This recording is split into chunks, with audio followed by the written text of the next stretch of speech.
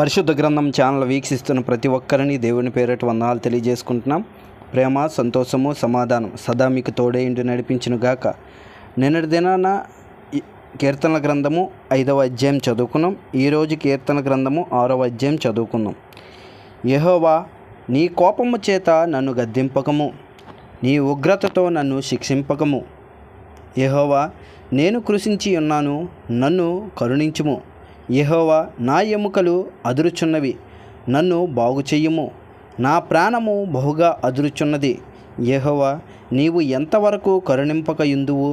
యెహోవా, తిరిగి రమ్ము, నన్ను విడిపింపుము. నీ కృపను బట్టి నన్ను రక్షించుము. మరణమైన వారికి నిన్ను గూర్చిన జ్ఞాపకము లేదు.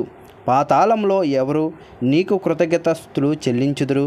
నేను మూలుగుచు అలసియున్నాను. ప్రతి రాత్రియు కన్నీరు విడిచుచు నా పరుపు తేలజేయుచున్నాను. నా కన్నీళ్ల చేత నా పడక కొట్టుకొని పోవచ్చున్నది. విచారము చేత నా కన్నులు గుంటలు పడుచున్నవి.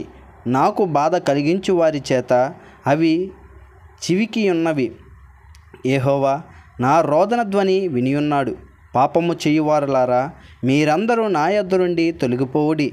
యెహోవా నా విన్నపము ఆలకించి ఉన్నాడు. యెహోవా నా ప్రార్థన అంగీకరించును.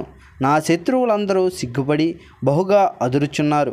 వారు అకస్మాకంగా సిగ్గుపడి వెనకకు మల్లుదురు. ఇంతటితో కీర్తనల గ్రంథము 6వ అధ్యాయం పూర్తయింది.